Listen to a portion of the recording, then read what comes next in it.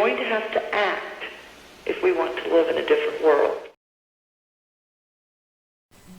Bonjour et bienvenue dans ce top 10 consacré aux mangas les plus violents, choquants et subversifs. Avant de rentrer dans le vif du sujet, quelques petits points à préciser. Tout d'abord, nous allons principalement parler de seinen, c'est-à-dire des mangas pour jeunes adultes et par conséquent pour public averti. Donc la plupart des œuvres que je vais vous présenter sont déconseillées aux moins de 16 ans. Vous êtes prévenus. Un point important concerne mes choix dans cette sélection. En effet, choisir 10 mangas à présenter et à classer est quelque chose de compliqué, car cela reste subjectif, tant il existe d'œuvres et de styles différents. C'est pourquoi j'ai décidé de ne choisir que des seinen qui ont été édités et vendus en France, ainsi que de véritables séries et non pas des histoires courtes, bouclées en quelques tomes.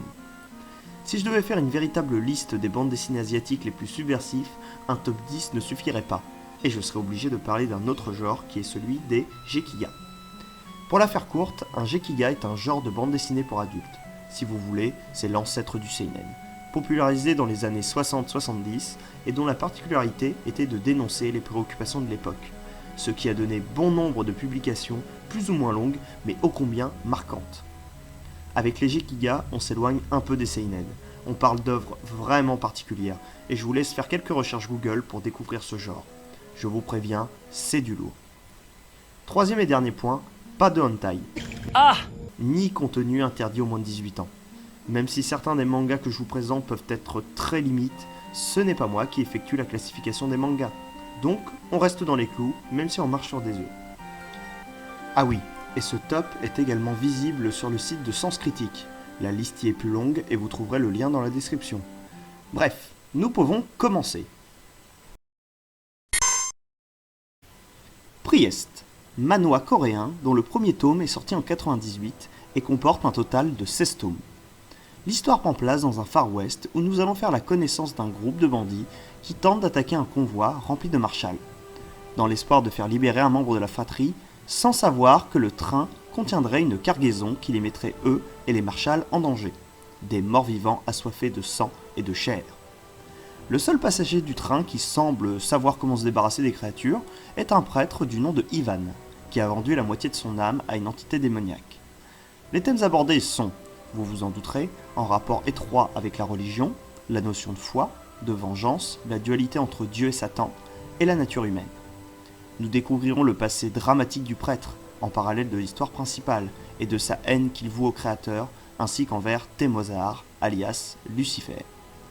Blasphématoire à souhait, violent, gore, dramatique, Priest est une œuvre particulière qu'il est difficile de décrire sans spoiler. Mais si vous êtes un fan des œuvres irrévérencieuses, des revisites du christianisme, ça devrait vous plaire. L'auteur a reçu de nombreuses menaces de la part de fervents défenseurs de l'Église. Allez savoir pourquoi. Malheureusement inachevé, l'auteur a mis en suspens l'écriture depuis le tome 16, sorti en 2011, pour se consacrer à d'autres travaux. Actuellement, je doute qu'il terminera son œuvre. Bien qu'une réédition soit sortie il y a de ça quelques années, vous pourrez vous procurer l'intégralité des tomes sortis sans trop de difficultés et à un tarif abordable. N'hésitez pas, foncez. Eden est une œuvre de science-fiction de Hiroki Ando, sortie entre 1998 et 2008. Cette série comporte 18 tomes. Il aborde de nombreux thèmes comme le sens de la vie, les changements climatiques, les guerres de religion, le nihilisme et bien d'autres. Dans un futur proche, après qu'un virus ait décimé 15% de la population mondiale, le monde a bien changé. Les entreprises privées ont pris le pas sur les gouvernements, la cybernétique s'est énormément développée, et pendant ce temps, les chercheurs tentent désespérément de trouver un remède contre le virus. Dans un style réaliste, l'extrême violence est entrecoupée de moments doux et mélancoliques. Ce contraste apporte énormément à la structure narrative de l'œuvre. Ce manga est un globi-boulga en mélangeant les genres. On y trouve de l'action, de la romance, du drame, de la science-fiction, du cyberpunk post-apo, du polar policier, de la tranche de vie, de l'érotisme à l'horreur psychologique. Ce qui marque quand on lit Eden, c'est le voyage à travers les époques et l'évolution des différents personnages, ainsi que les liens qu'ils entretiennent les uns par rapport aux autres. C'est dramatique et magnifique à la fois. Une œuvre majeure à avoir dans sa bibliothèque. Ce n'est pas particulièrement le côté gore, violent ou sexuel qui frappe en lisant cette histoire. C'est la profondeur de l'univers, le développement de chaque personnage et surtout le réalisme qui m'a particulièrement fait accrocher.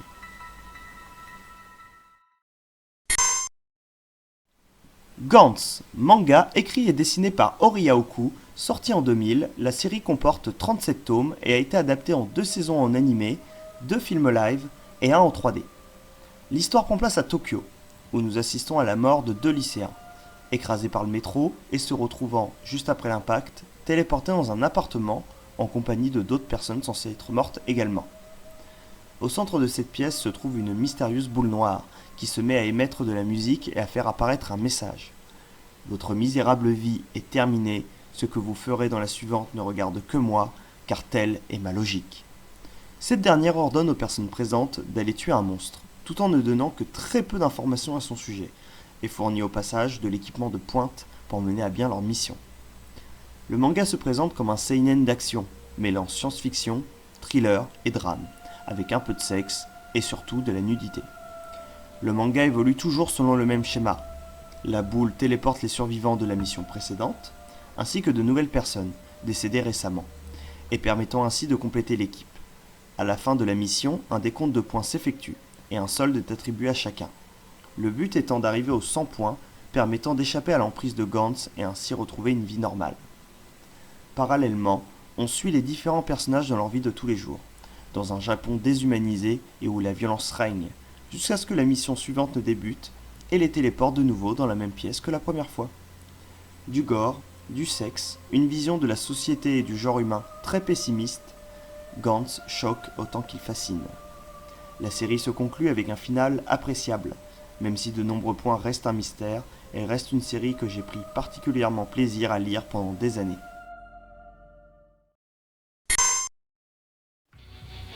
Amateur d'arts martiaux à la recherche d'un récit réaliste, violent et underground, ne cherchez plus, voici Chameau, ou Coq de combat en français. Écrit par Iso Hashimoto, 34 tomes parus à ce jour, sortis entre 1998 et 2015. Nous suivons l'histoire d'un jeune homme du nom de Ryo, fraîchement incarcéré en maison de correction à l'âge de 16 ans, suite au meurtre de ses 2 parents. Tout jeune et frêle qu'il est à son arrivée, il subira tour à tour les humiliations, violences et agressions sexuelles de ses codétenus. La venue d'un condamné politique, spécialiste en karaté, va changer sa vie et fera de lui un véritable coq de combat, prêt à tout pour survivre. À sa sortie, il exercera plusieurs boulots, comme gigolo, homme de main et par la suite sportif de haut niveau. Évoluant en marge de la société japonaise et construisant son propre style d'arts martiaux au fil de ses rencontres, nous assisterons à la longue et lente descente aux enfers de Ryo qui cherche à trouver un but à sa vie en essayant de ne pas sombrer dans la folie provoquée par la culpabilité de ses actes passés. Très réaliste, sombre et poignant, si je ne devais citer qu'un seul seinen traitant des arts martiaux et se rapprochant le plus de la réalité, ce serait Coq de combat. Remballez-vous Hunger Games et compagnie, voici l'œuvre originale. Battle Royale. Série créée par Masayuki Taguchi, sortie en 15 volumes entre 2000 et 2005, du roman du même nom, sorti en 1999 par Koshun Takami. C'est un seinen où nous suivons une classe de collégiens, confrontés à une tradition devenue normalisée au Japon, un jeu du nom de Battle Royale, où les élèves doivent s'entretuer jusqu'à ce qu'il n'y ait plus qu'un seul survivant. D'une violence extrême, les adolescents devront redoubler d'efforts et d'inventivité pour survivre face à leurs camarades. Nous suivons plus précisément 2 amis d'enfance catapultés malgré eux dans une course à la mort et dès le départ du récit, les bas sont posés. Le sadisme des organisateurs est rapidement affiché et les adolescents devront vite s'adapter à leurs nouvelles conditions. Je n'ai pas besoin d'en dire plus, entre les films ou les jeux vidéo s'inspirant fortement de Battle Royale, c'est plus qu'un manga, c'est devenu un genre à part entière. Donc foncez, l'œuvre originale vaut largement le coup d'être découverte.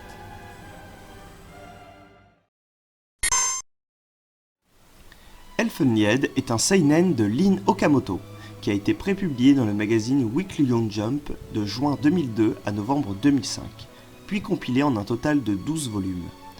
Aucune traduction française du manga à ce jour, mais un animé est lui sorti et a été doublé en VF. Lucy est une Diclonius, une nouvelle espèce évoluée censée remplacer la race humaine, et est gardée dans un laboratoire de haute sécurité. Elle parvient cependant à s'échapper, en tuant au passage toute personne entravant son chemin grâce à ses vecteurs. Ce sont des sortes de bras invisibles sortant de la colonne vertébrale, extrêmement tranchants et dotés d'une force et d'une rapidité exceptionnelles. Une fois à l'extérieur du bâtiment, un sniper réussit à la toucher en pleine tête, ce qui a pour conséquence de la faire chuter en mer. Le lendemain, Kuta, un jeune garçon qui revient dans sa ville natale, Kamakura, donne un rendez-vous à sa cousine Yuka qu'il n'a pas vue depuis son enfance. Il décide d'aller faire une balade à la plage. Là-bas, il rencontre une mystérieuse jeune fille qui aurait perdu la mémoire. Mais suite à l'évasion qui s'est produite au laboratoire, l'unité d'assaut spéciale a reçu le feu vert pour éliminer la fugitive, qui se révèle être en réalité la mystérieuse jeune fille. J'ai adoré cette série. Ce mélange d'esthétique kawaii, coloré et doux, associé à l'extrême violence de certaines scènes, le tout dans une ambiance et une bande-son exceptionnelle, fait de Elfenlied un manga incontournable. Et son générique restera à jamais gravé dans votre mémoire. Shigurui, seinen de 15 tomes mêlant action et réalisme historique. Sorti entre 2003 et 2010, nous place dans un Japon du XVIe siècle où un seigneur féodal décide d'organiser un tournoi opposant les meilleurs samouraïs. L'un des combats oppose un homme amputé de son bras gauche et un autre aveugle. Les deux samouraïs sont reconnus comme faisant partie des meilleurs, et ce, malgré leur handicap. Ce qui frappe lorsque l'on découvre cette œuvre, c'est la qualité et la précision des dessins, et particulièrement le soin apporté concernant l'anatomie humaine. Le détail apporté au corps et aux blessures rappelle régulièrement que l'œuvre se veut réaliste, et cherche à retranscrire la réalité de l'époque. On est loin des combats dantesques avec des coupes de cheveux improbables, ou des techniques à la Naruto avec plein d'effets lumineux et d'explosions. Dans ce récit, nous avons le droit à des duels très solennels, rapides et cruels, entrecoupés de flashbacks permettant d'expliquer le passé des différents personnages. J'ai particulièrement accroché pour la qualité des dessins. L'histoire et le développement des personnages restent à mon sens secondaires. Cette volonté de réalisme n'aide en rien à la structure narrative, mais les scènes de combat et le détail des dessins à eux seuls justifient l'intérêt que je porte à cette série. Alors là, on rentre dans le top 3. On est sur du très très lourd. Ichi the Killer, manga réalisé par Hideo Yamamoto, sorti en 10 tomes entre juin 1998 et juillet 2001. Au Japon, un yakuza du nom de Kakihara traque un mystérieux tueur qui aurait assassiné son maître. Cet homme, considéré comme un tueur sadique et assoiffé de souffrance, est en réalité un jeune homme d'une vingtaine d'années du nom de Ichi, manipulé par un vieil homme plein de rancœur pour le clan yakuza de Kakihara. Au cours du récit, Ichi devra apprendre à lutter contre ses pulsions meurtrières et sexuelles, de plus en plus violentes à mesure qu'il réalise des contrats pour le vieil homme. Manga abordant l'univers des yakuza, Ichi the Killer mérite amplement cette 3ème place. Bien que l'histoire semble peu originale de prime abord, une histoire de vengeance en rapport avec des yakuza n'est pas ce qu'il y a de plus original, je vous l'accorde, ce qui frappe, ce sont les plans d'une extrême violence, et mis en scène de manière spectaculaire. La psychologie prend elle aussi une place importante dans l'histoire. Torture, viol, nécrophilie, meurtre, sadomasochisme, manipulation par hypnose, sadisme, etc. Rarement un seinen n'aura été aussi loin dans la perversité. Pas étonnant qu'il ait mis plus de 10 ans à être édité en France. Ce que j'ai trouvé le plus intéressant, en dehors de toute cette violence et cette banale histoire de vengeance, c'est la relation entre l'antagoniste principal, Kakihara, et Ichi, deux personnages semblant diamétralement opposés, mais ô combien similaires sur le fond. Et c'est en découvrant cette facette si particulière de leur relation que prend tout l'intérêt de l'œuvre. Je n'en dis pas plus, je vous invite à lire les nombreuses critiques et analyses de l'œuvre retrouvables sur internet.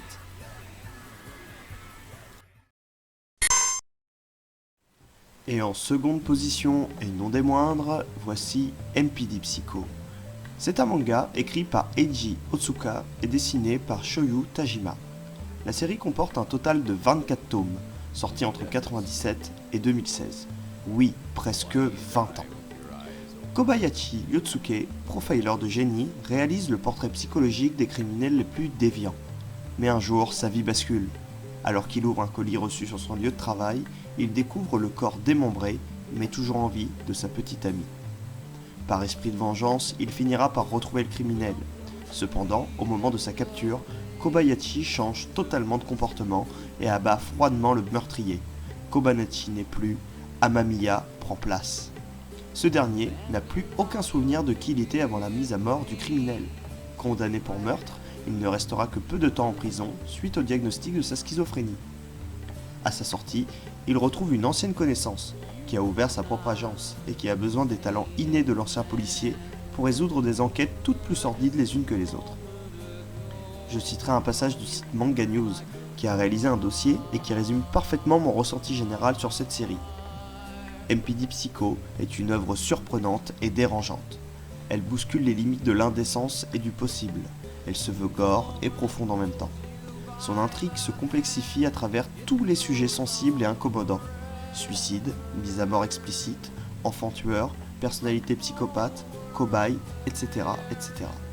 Sa complexité est telle que la série en devient difficilement compréhensible. Et je rebondirai sur cette dernière phrase. Il est vrai que c'est une série particulièrement difficile à appréhender, mais à mon sens, c'est ce qui fait sa force. L'extrême violence et la psychologie très tordue de certains personnages risquent d'en choquer plus d'un, et il vous faudra un certain recul pour comprendre toute la profondeur de l'histoire. Complexe, oui, mais nécessaire. Et c'est exactement cette complexité qui rend cette œuvre si unique et puissante.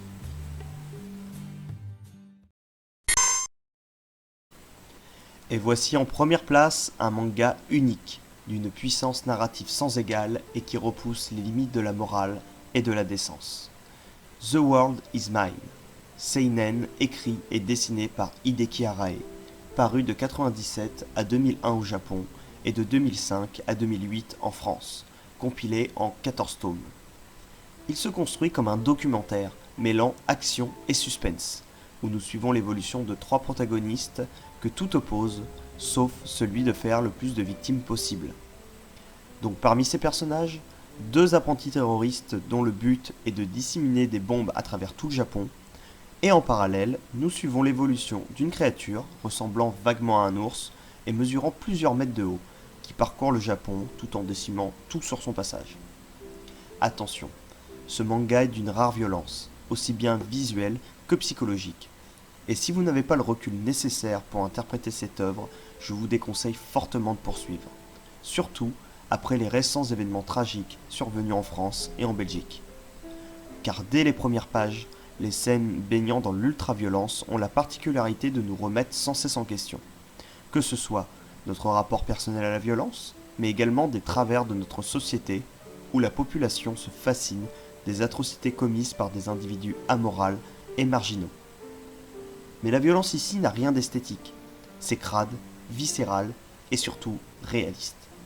Hideki Arae n'est pas dans une démarche d'embellissement de la violence. Bien au contraire, son souhait est de provoquer un climat de malaise, de dégoût. Et il ne le fait pas dans la demi-mesure. À la différence avec MPD Psycho ou Ichi the Killer, ici, la violence visuelle ne se veut pas ludique. Ne perdons pas de vue que les personnages principaux sont loin d'être des hommes de bien, et l'auteur ne cherche pas à rendre leurs méfaits ludiques ou plaisants, bien au contraire, il nous renvoie sans cesse à cette place de lecteur, devenu voyeur malgré lui, des atrocités commises par les protagonistes. Rarement un manga ne m'aura autant retourné les tripes et les méninges, dans le sens où son auteur réussit avec brio à faire prendre conscience de tous les aspects tordus et malsains de notre société, et de la nature humaine, tout en décrivant avec une précision chirurgicale le Japon contemporain.